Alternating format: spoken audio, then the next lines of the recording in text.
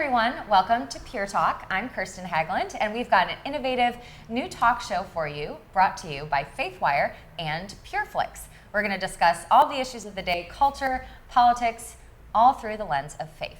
So joining me on the panel today is Faithwire's managing editor, Dan Andros, Faithwire's senior editor, Billy Hallowell, and digital CEO of PureFlix, Greg Gudorf.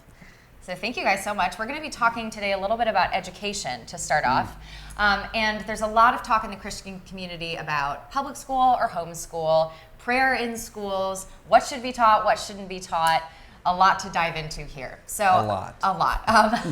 But first I'd like to go down the line because obviously this affects our children. I don't have children, so I'm going to be speaking as an outsider here. But can we just go down the line and do you have kids and where are they going to school? Yeah, I've got 4 kids, and we're actually homeschooling right now. So we're kind of in the midst of the battle. My kids are 12 down to 1, and so we're sort of in the midst of that challenge right now. And we chose to homeschool, and it wasn't an easy choice. And I think a lot of times people can get sort of it has to be one or the other. I don't happen to believe that, but for us, we just felt like when the kids are so little and they're so impressionable, you only have that time once. And so for us, it was like we wanted that time to be with mom and dad, because especially when you look at schools now, they pre-kindergarten, the kids are going off earlier and earlier, and they're gone for most of the day. So for us, we just felt it was important for mom and dad to be teaching them, from a base level. But it's not an easy decision though, because I don't think that's the only way you can go, but for us it was the right path. Do you want to send them to school later on? What's the thought on that, or are they in the house until 12th grade? I've made the mistake of mentioning that before, and even as a possibility, and I don't know that always goes over so well with the one who's at home. They don't want to go, or they do want to go to public school? Well, no, my wife who's doing a fantastic job teaching the kids. I think if you're not careful, maybe I'm not always so wording things so eloquently, but. If they take that as a slight, like, oh, what am I not doing a good job? Yeah, gotcha. But we try to keep that open, right? We're not just making it like we're doing this no matter how horribly it's going or how well it's going. So we're open to that, but it's not like. Guaranteed. What are the days like? I'm just interested. Like, what are the days like? I mean, is it crazy? How does the day go? How do they learn? I'm just curious to know, like a day in the life of Dan Andros' kids. Yes, they're crazy. Let's just say it's the days I work from home. Sometimes I'm wondering if I need to intervene out of my office and then head down into the zone that's going on. We have a 1-year-old, and that sort of throws a wild card in there. The bigger kids do fine, and they there's days where they're fighting it and things. But 1-year-olds are so like I don't know what you're talking about. They're so they go through phases. I think ours right now is in the crazy. phase of I don't want to malign him, but I mean, I would say he's in sort of a terrorism phase. Like everything. He's very feisty right now. We're like, wow, this guy woke up, he got shot out of a cannon. Look at this guy. He's just so upset about everything. But he wants what he wants. Like if he was here right now, he would be after this phone. They're always after relentless until he got it. So that throws a wild card for my wife because she's got to sort of keep him occupied and also teach the kids. So it's a challenge, but at the end of the day, we wouldn't trade it. It's fantastic. So. Yeah. Okay, Billy, how about you? How many kids? And so I have 2 kids. Where are they in school? Well, so I have a 4-year-old, and we have had her in a private school. She's in a private Catholic school, and the reason, honestly, is because it was the cheapest. We were looking at healthcare, at childcare options, $1,600 a month. We found this great school where she could go. So she went to a 3-year-old pre-K program there. Now she's in the 4-year-old pre-K, but next year she'll be in public school. So she'll start kindergarten in our local public school. And, really for us, my wife works, I work, it's more of this is the option that we have, and we want to try that out and see how it goes for her. My niece and nephew go to a private school, still, and they'll continue to do that. And so in our family, we have a lot of different options. My wife's a public school teacher, so she sees that world, in a different light. And then my 1-year-old, she's just, running around crazy like. You both have 1-year-old. Yeah, exactly. So it's, I know that story well. Yeah. You're making parenthood sound really attractive, right? It's a lot of fun. It's a lot of work, but it's a lot of fun. Right. So I'll skip me for a second, and Greg, how about you? 2 kids. Okay. The baby's 25, and the oldest one is 31. Yeah. So I'm beyond that, right? And I've seen the battles of the 1-year-old and the 2-year-olds. I've also gone through that period where both boys, as teenagers, the parent doesn't know a thing. You're just the dumbest thing in the world. But then around 21, 22, they start to come back around. And by the time they're 23, you're having adult conversations with them, and it's like, let's go to dinner and have a good conversation. You can do that again. So there is hope. It's a circle. You can pull through it as parents. And there is now, hope for it. did they go to public school or They private did. school? We relocated a lot around the country with work, and so they were in public schools. We always tried to make sure there was a solid family foundation behind it, but yep, they worked through the public school system. Yeah. Now, what my brother and I did, we went to public school, and my parents were kind of baby Christians, so to speak, when they were raising us. My mother was raised Catholic, my father was raised Lutheran, and then when they decided to have children, they went back and they were like, oh, we should probably start going to church again. And so then went to an evangelical covenant church. So totally different from their traditions they were raised in. But we were raised going to church and going to public school, and we had lots of conversations in my family, in my house, all the time. My dad always wanted to be a teacher, even though he never was. So he was real into history and politics and what was going on in the world. So we always had conversations about politics and culture, and he educated us very well on having a biblical worldview. And so my husband and I haven't, kids are a 5-year out conversation still at this point. Just remember, you're going to be 5 years older when you're in the 1-year-old war zone. I'm just throwing that out there. This is true. Every year matters. Yes. It does. But my husband went to Christian schools all growing up. Oh, wow. So we have a little different perspectives, but I just feel that I have a very strong faith now, and the Lord used a lot of ups and downs and challenges in my teenage years, but always drew me back to Him, and my parents gave me a great foundation, and I was exposed to a lot, but had to really stay strong in my foundation, and I'm very thankful for that, and it's something that I want to give my kids. But I've got you got to negotiate it. You got to negotiate that it with the husband. It's a challenge. Well, Yeah. It's a challenge. And I think one thing to remember too, when you're choosing this, if you're at the point of, well, do I do in public school or not? Because there's so many negative influences in the public school, and there's challenges, obviously, and negative things about homeschooling as well. But I think the key thing to remember is that it's God who saves, not us. And so I think, at least for my wife and I, we're trying to orchestrate things, and we're trying to set everything up so that they have the best chance of, coming to faith. But you have to remember, at least for us, we just reminded ourselves of this the other day. We're like, it's God who saves them. So it's like, you don't want to purposely throw them into the wolves or into a horrible situation. But at the end of the day, you got to have faith and trust that, it's God's the one that's going to bring them in.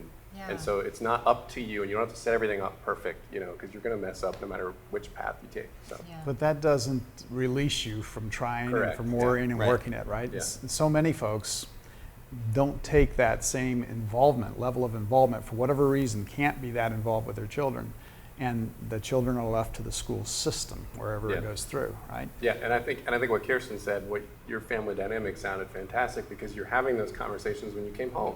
Yep. And so I think where you can really fall off and make a poor choice is if you send them out, but then you're also not preparing them, and you're not having these conversations at home, and you're totally leaving the worldview to someone else to teach them, because they're going to adopt a worldview, Right. and it's just a matter of which one are they going to go to. Well, the challenge is that this has become, the reality is that when, I'm 33 now, when I was in high school, that wasn't all that long ago, but it's a totally different world now. I feel like there's so much more. So I see both sides. I always see both sides of it, because it's like, yeah, both of my kids are going to go to public school. That's where they're going to be. But the reality is that being a parent, I think, is always difficult. I think it's a lot harder now, because you have to explain so much more, right? If your kid comes home and says, my teacher said this, or we're talking about this issue, and this is moving so fast, you then are confronted with, okay, well, I wasn't going to talk about this for another 5 years, but I have to address it now in a way that my kid understands it. On the flip side, isolating your kid, right? I purposely didn't go to a Christian college. I have nothing wrong with anybody who did. I think it's great it wasn't for me. I was used to public school. I wanted to be in an environment that was challenging for me, and it was. So you gotta not isolate, but you gotta find that balance, right? Yeah, and every child is so different too in what they need. There are some that are much more mature at an earlier age and can handle that, and some that are not. And that's to each parent's discretion to try to figure out what their child needs. But what is so interesting, and I even notice, I do a lot of speaking on college campuses and even at high schools, and kids are exposed to so much more, both at Christian and Catholic schools and at public schools, exposed to so much more, so much earlier. And I think we forget, when you think back to the things that you understood at a very young age, I think we understand more than our parents think we do sometimes, or are perceiving a lot more than our parents think we are. And with social media too, I mean, kids have the world at their fingertips. And so I think sometimes, maybe we postpone. I mean, I want to be talking to my child from a very, very early age of things that they're seeing, things that they're exposed to. I feel like you can never start too early to have those conversations, because I remember my brain was working like a crazy person, even in kindergarten. I have like very, very vivid memories of things that I saw, and right and wrong, and so I feel like, and especially with social media, we just cannot discount the power and the influence that has, and I think as parents have to be really, really cautious in knowing that influence. Kirsten, you're onto it. Media in general is an issue. If you look at the number of hours the child spends to the age of 17 in the digital media world and compare it to the amount of time they spend with their parents, or in church. It's decades worth of time more than they did in their digital media world. So when you ask who's really teaching our kids, we want to say it's us, and then it's the school system, and the government will help make sure that gets taken care of properly. But the reality is, it's the media world. Yeah, it's so true. It's media, but it's all getting worse. That's kind of like, not to be doom and gloom. The media's gotten worse. Hollywood. I sound like I'm pitching my book here, but like media, all of it has gotten worse. So humble brag. But I'm not. But this is like, because I'm so consumed by this topic, I find it like being a parent is so much harder, because all of that, and then if that's reinforced in public schools, it's a real. You're up against all those hours of entertainment and fun and media and teachers maybe. So I see that struggle. I get why people homeschool. I get why they go private. I understand that. I also think there's a real mission field out there too. And, what happens if we pull out? Well, and this is an interesting conversation as well, and one that I think about a lot more now that my husband and I live in a big city, and so you constantly see the inequality between the schools that the very wealthy send their kids to versus the public schools here in New York City, which some of them are good, but a lot of them are not, and a lot, especially in low income and poorer areas of the city, their parents aren't there to raise them, and so they are just getting the influence of the public education system, which leads me, my heart breaks for that they don't have parents there to be that second level of education and worldview formation. What I think that should do for the church is say, okay, we need to be in these communities. We need to help. We need to tutor. We need to have a clinic there. We need to serve these communities better and not just retreat to our little, suburbia, people that we're comfortable with. Because if those kids aren't being parented by their parents, let's go in and help shepherd them. I think that's a mission call for the church. I don't know. It's something I'm really passionate about. So it's not just the kids. It's not just the kids sending your kids. Yeah. There's an organization that does this where churches adopt schools, yes. public schools, and they don't proselytize. I mean, if people want to come outside, they can, but they fix things, they paint things, they fix whatever's broken, they tutor. And they're encouraging churches to go out and adopt a school, even in the suburbs or low-income areas, too, as well. So that's the way it used to be, right? I mean, school was a local thing, a local phenomena. The parents in the area, the church in the area drove the school system.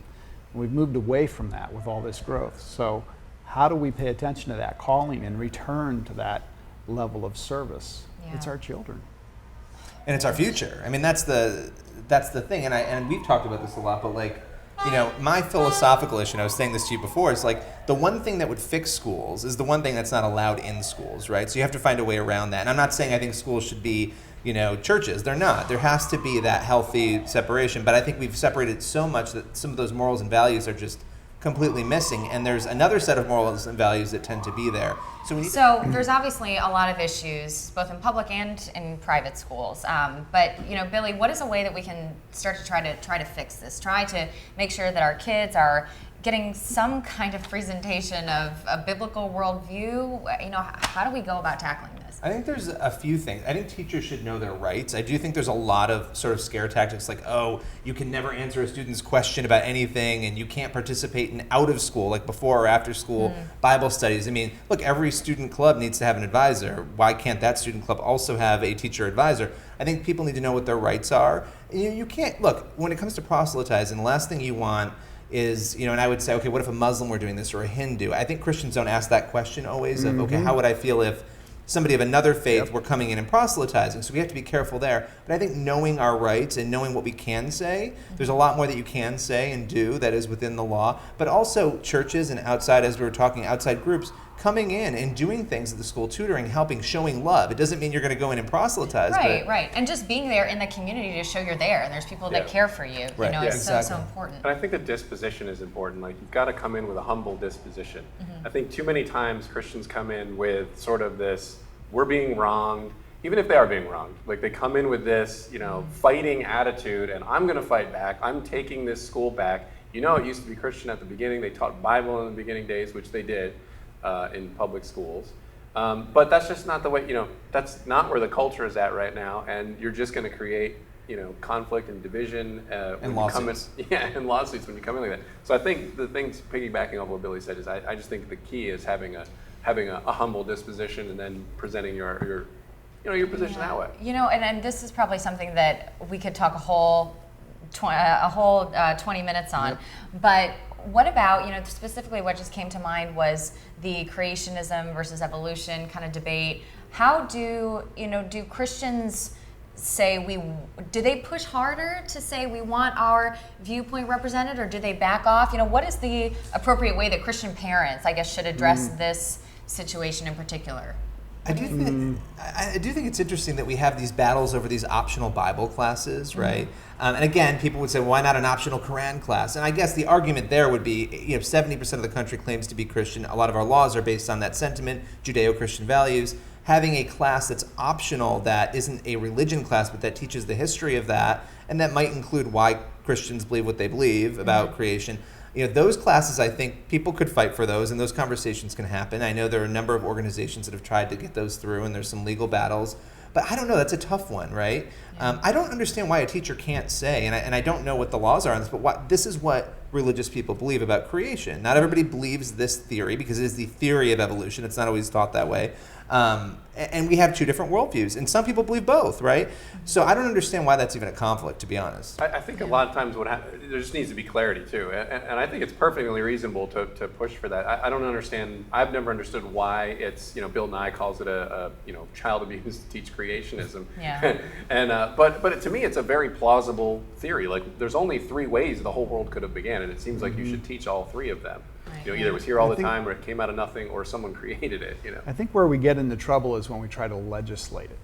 When we try to say you must have X in school, you can't have prayer, you must have prayer. As soon as you do that, you then alienate, right? You start to break it down. So I think the comments we were making about it needs to be supportive and there as a service to provide and show by example, lead by example, the Christian example, if that's what you believe in, then that's the way to make the points and to win the game long term. We have to be cautious about what we legislate.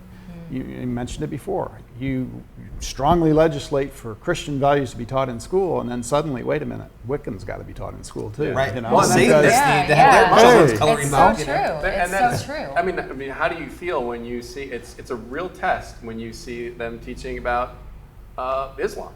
Yeah. And there have been some schools that have tried to teach some, to show like this is a The culture 5 that pillars exists. Well, there's nothing wrong with saying, hey, this is a large population of the world that believe this, and so to me, there's no harm in showing that this exists and teaching about it to some extent. But that's a tough one to look at, because then people are really challenged on, well, do I really believe that freedom of teaching all these different things, teaching religion is okay in the school place, or is it just mine that I'm okay with? Yeah. And there's a point in age where it may be appropriate to have that comparative religion class, right? Or those alternate classes to explore Christianity, Islam, etc. There's a point in age, right? Right. So it's not a first grader kind of thing, It's not a third grader kind of thing either, It's well, and logically, it makes sense from an American perspective for Christianity, because that's what kind of our country was centered around. Most of the people are Christian, and most of the people in the beginning were Christian. It wasn't a Christian nation per se, but that was the sort of the mindset. It makes sense because of that majority, but Jesus wasn't just one group, right? No. It was an embrace all. He definitely wasn't so American. You kind of had to be open. Obviously. What do you mean? But you know what I think is just so wonderful is that having conversations about those things with your children when it is the right time, obviously, introduces them to the fact that they're going to grow up in a world where people have these different views and hold them very stalwartly. And as a believer, you have to learn how to give and voice your opinion in a way that is compassionate and understanding and yet firm in what you believe, which is something that's easier said than done. So we're gonna I was wrap getting it another up point, but we're there. gonna wrap it up. Let's wrap it up. We're gonna wrap it up there. We hope you enjoyed the conversation, and we'll see you next time on Pure Talk.